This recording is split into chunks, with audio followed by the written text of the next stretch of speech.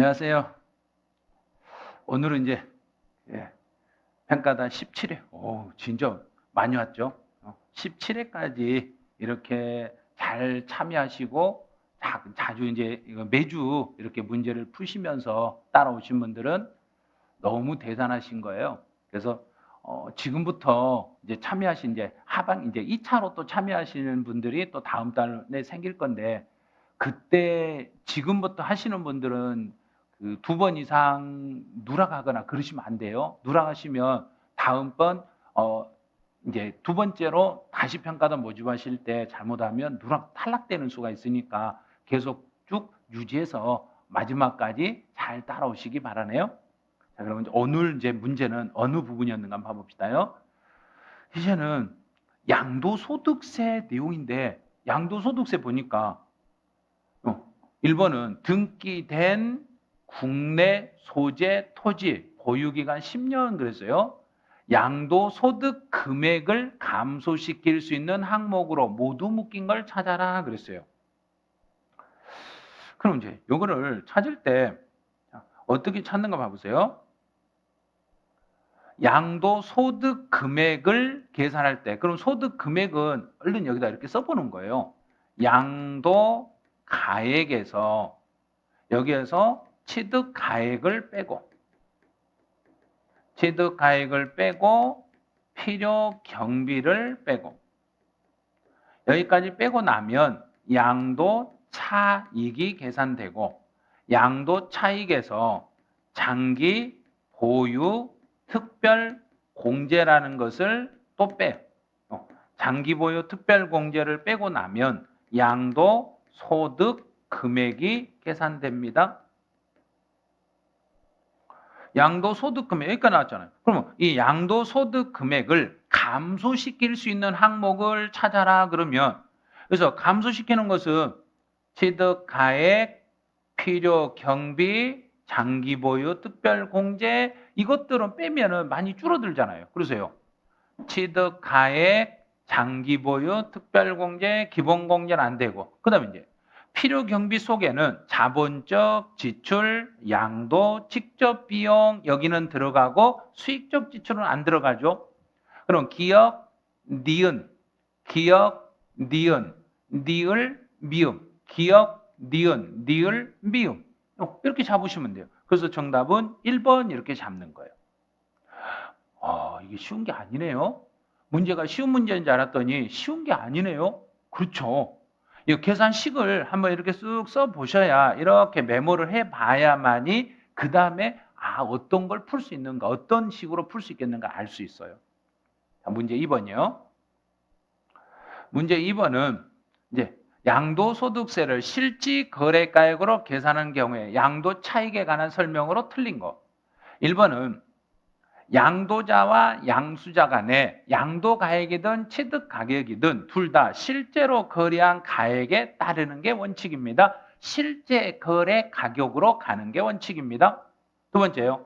양도가액을 실거래가로 계산하면 취득가액도 실거래가, 양도가액을 기준시가로 하면 취득가액도 기준시가로 칭합니다. 그러면 양도 당시에 실거래가를 확인할 수 없어 추계 방법을 쓸 때, 그러면 양도 가액을 추계할 때 순서 매감기, 양도니까. 그래서 매매 사례가액, 감정가액, 기준시가를 순차로 적용하여 계산합니다. 맞았네요. 당초 약정한 거래 지급기일의 지연으로 추가로 발생하는 것은, 이거는 취득 당시하고 취득 당시가 아니네요. 취득 당시가 아니니까 취득 가격에 포함하면 안 되겠네요. 취득 가액 계산 시 제외합니다. 그럼 보유기간 중에 사업소득 다른 소득 금액 계산 시 필요 경비로 이미 산입된 게 있으면, 다른 소득 금액을 계산할 때 이미 필요 경비에 산입된 게 있으면 그거는 취득 가격 계산에서 포함하면 안 되고 이미 다른 데서 경비로 써먹었으니까 양도소득세에서는 필요경비 계산에서 빠지셔야죠. 제외한다. 그래서 5번이 답이네. 이거는 조금 어려운, 아니 오늘 문제는 상당히 양도세 문제는 약간 어려울라 하네요. 그 어려운 거 아니에요. 계속 연습했던 내용들을 다시 반복해서 문제를 출제해 드린 거예요. 아니 또 계산 문제를 내놨는데 선생님 이거 이런 계산 문제를 어떻게 풀어요? 계산 문제요. 그냥 풀면 돼요. 복잡하지 않아요. 진짜 안 복잡해요. 봐요. 취득가액을 계산해라. 양도차익 계산 취득가액을 계산해라. 그러면 현재가 차린 차금이 나오면 이 현재가 차린 차금도 취득가액에 포함해라. 취득가액에 포함해라. 포함. 그러면 건물 2억에다가 1000. 그럼 2억 1000이네요. 근데 대신에 건물 2천만 원의 감가상각비와 200만 원의 현재가 차린 차금 상각액을 사업소득 금액의 필요경비로 인정을 했네요. 그러면 2,200만 원을 필요경비로 인정을 해버렸네. 그럼 이제 계산해봐요. 취득 가격은 건물 2억에다가 현재가 차린 차금 1,000만 원까지 합쳐서 2억 1,000만 원이 취득 가격이었는데 이 중에서 다른 소득에서 2,200만 원 2,200만 원을 다른 소득에서 경비로 처리해버렸으니까 이 두 개 빼면 그거 되죠. 2억 1,000에서 2,200을 빼. 자, 2,200을 빼봐요. 그럼 이제 계산기로 제가 한번 눌러볼게요. 직접 이렇게 계산기를 사용을 하세요. 이 정도 계산기면 충분히 시험장에 쓸 수 있으니까요. 이제 2억 1,000, 2억 1,000 계산해가지고 여기서 빼기 2,200 이렇게 계산했어요. 계산했죠? 계산해가지고 탁 누르면 1억 8,800 나왔네. 1억 8,800이 계산됐습니다. 1억 8,800 있네요. 계산해서 빼기만 하면 돼요. 더하기해서 빼기만 하면 돼요. 그럼 답이 맞잖아요. 그래서 현재가 차린 차금은 취득가액에 포함한다. 이걸 알아야 되고 다른 소득 금액에서 이미 비용으로 산입한 것은 취득가액 계산해서 뺀다. 이것만 알면 충분히 문제 풀 수 있는 거예요. 그럼 답은 2번이었네요. 아니 선생님 계산 문제를 연속으로 2개나 내면 어떻게 해요? 연습하시라는 거죠. 연습 안 하는 거지. 여기서 양도 차익을 계산하면 얼마예요? 그럼 양도 차익을 계산해라. 그럼 양도 차익은 양도가액에서 취득가액 빼고 필요경비 빼면 되잖아요. 양도가액은 2억이고 취득가격은 1억이네.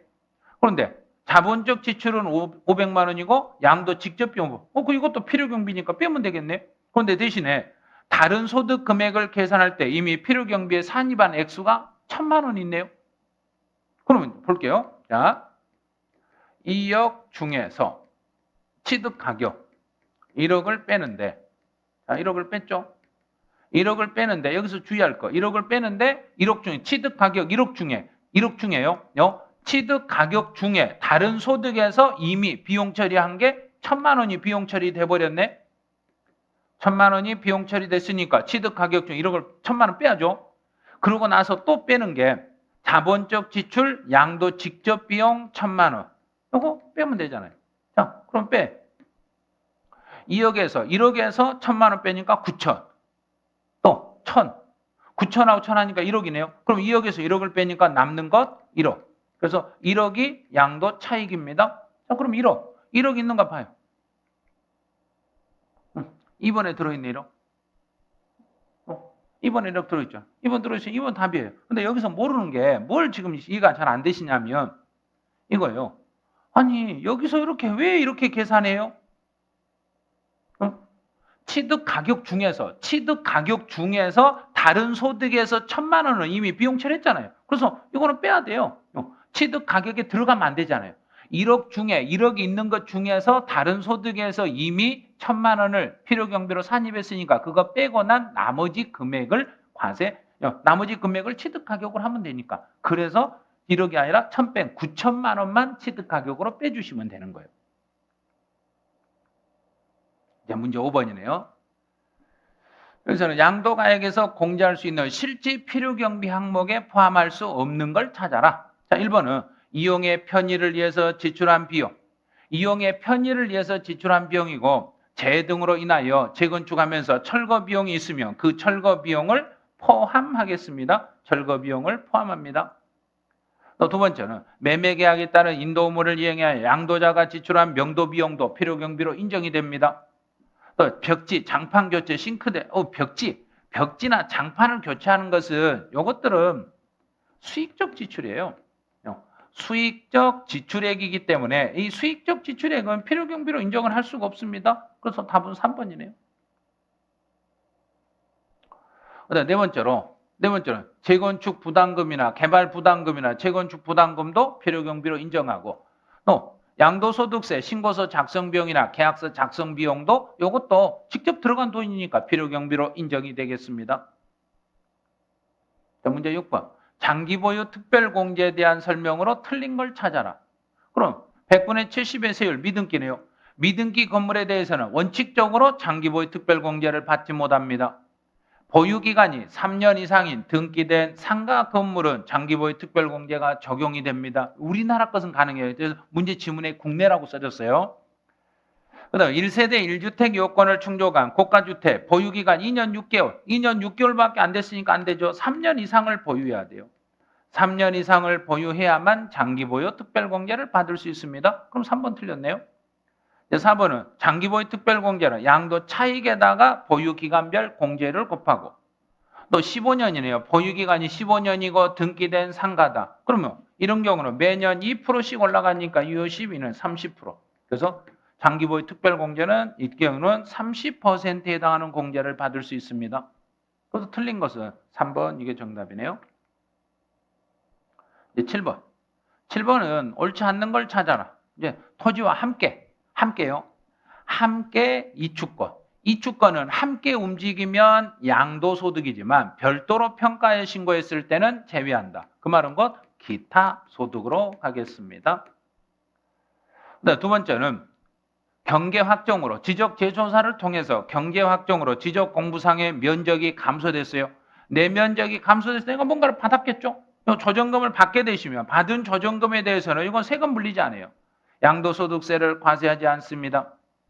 세 번째, 보유기간 중에 부동산에 관한 권리와 토지를 양도하는 경우 토지하고 부동산에 관한 권리는 같은 부동산의 종류로 보기 때문에 서로 간에 두 개 합쳐서 연간 250만 원만 기본공제를 적용해요. 그래서 기본공제를 부동산은 부동산끼리 묶어서 250, 주식은 주식끼리 묶어서 250 공제 혜택을 드리겠습니다. 네, 과세 표준효과나 결손금이 발생이 돼서 세금 낼 게 없어도 신고는 반드시 해주셔야 돼요. 네, 거주자, 납세지. 납세지는 거주자니까 우리나라에 주소가 있으면 주소지로 가는 거고 만약에 주소가 없으면 두 번째로 거소지로 가면 되겠죠. 이렇게. 이제 문제 8번. 양도소득세 세율로 오른 걸 찾아라 그랬어요. 보유기간이 1년 이상 2년 미만인 등기된 상가네요. 1년에서 2년 미만이고 등기했으니까 40%짜리 세율로 과세하고 또 골프용권이네요. 골프용권 1년 미만이어도 골프용권은 기타 자산이네요. 기타 자산들은 보유기간 묻지 말고 6에서 45%의 세율로 과세하시면 되겠죠. 그래서 가는 40%, 나는 6에서 45%, 그러면 답은 4번 이렇게 찾으시면 돼요. 이런 형태로 찾으면, 그러니까 문제 어려운 게 아니라 세율은 암기를 하셔야 돼요. 세율은 암기를 하셔야 되니까 세율 문제 같은 게 나오면은 반드시 세율을 꼭 암기하려고 노력을 해 주셔야 돼요. 자, 9번. 양도소득세에 대한 내용으로 틀린 거. 함께. 영어권 함께 가면 양도소득. 만약에 영어권이 따로 별도로 분리해서 움직이면 기타 소득. 파산선고 처분으로 발생하는 소득은 여기서 소득 그랬네요. 파산선고 처분은 양도인데 거기서 발생하는 소득은 과세하지 않는다. 과세하지 않습니다. 또 양도일로부터 소급하여 1년 전에 그의 아버지로부터 증여받은 토지를 양도함에 있어서 취득 가격은 그랬네요. 그의 내가 아버지로부터 받은 걸 내가 받고 나서 5년 안에 팔아버리면 그때는 당초 증여한 사람, 그의 아버지의 취득 당시를 기준으로 계산하겠습니다. 토지에서 발생한 양도차선은 토지하고 지상권은 같은 종류네요. 같은 종류의 부동산으로 보니까 공제할 수 있다. 결손금 통산. 그래서 양도차선은 서로 간에는 공제할 수가 있습니다. 양도담보계약을 체결한 후에 채무 분리행으로 양도담보자산을 변제 충당이다. 변제 충당이라는 게 소유권 이전이라는 뜻이에요. 소유권이 움직였으니까 양도한 것으로 본다. 그 정답은 4번 이렇게 찾으시면 돼요. 10번. 증여. 배우자 및 직계 존비속 간 증여재산에 대한 이월 과세와 관련된 설명으로 틀린 걸 찾아라. 1번. 거주자가 양도일로부터 소급하여 5년 이내 배우자 및 직계 존비속으로부터 증여받은 경우에 취득가격은 그랬네요. 배우자면 무조건 증여를 인정하지만 5년 안에 팔았을 때는 증여했던 사람의 증여했던 사람의 취득 당시 금액을 기준으로 합니다. 한자를 중요하시라 했어요. 증여했던 배우자의 취득 당시 가액으로 갑니다. 증여받은 재산의 양도소득에 대해서는 증여한 배우자와 증여받은 배우자는 연대 책임은 없습니다. 연대 납세금을 부담한다 그랬으니까 틀렸죠. 이제 배우자인 경우는 일단은 증여받은 사람만 책임을 지고 증여한 사람에게는 연대 책임을 부담하지 않습니다. 그럼 2번은 틀렸네요. 3번. 3번은 증여받은 자산에 대해서 일단 증여세를 먼저 내요. 증여세를 내고 냈던 증여세는 다시 나중에 양도차익 계산할 때 필요경비에 산입해 드리겠습니다. 일단 증여세를 먼저 납부하고 나중에 그 증여세는 필요경비로 산입을 해드리겠습니다. 너 배우자나 직계 존비속 간 증여재산에 대한 이월 과세가 적용이 돼버리면 우회 양도 부인 규정은 적용하지 않아요. 둘 중에 하나만 적용하는 거예요. 그다음 이월 과세의 경우에 장기보유 특별공제나 세율을 적용할 때 보유기간은 무조건 보유기간은 증여한 배우자의 취득일로부터 양도일까지 보유기간을 계산하시겠습니다. 이렇게 가는 거예요. 문제를 풀어보고 나니까 양도소득세도 이 정도면 할만하다. 그러고 느끼셔야 되는데 양도소득세는 못해요. 나는 포기하고 싶어요. 이런 생각 절대 하지 마세요. 못하고 포기하고 싶다는 생각은 일단 접으시고 양도소득세도 하면 할 수 있다. 이 정도는 내가 충분히 할 수 있겠구나 이런 생각을 해주시면 돼요. 충분히 할 수 있다고 느끼셔야지 이거는 너무 어려워요 이런 생각은 절대 하지 마시고 나는 오늘 안 되면 다음번에 또 이쪽 부분이 나왔을 때는 이제는 그때는 안 틀려야지 이런 생각을 해주시면 되겠네요. 이번 주 문제 푸시느라고 수고 많으셨습니다. 해설은 여기서 마치죠.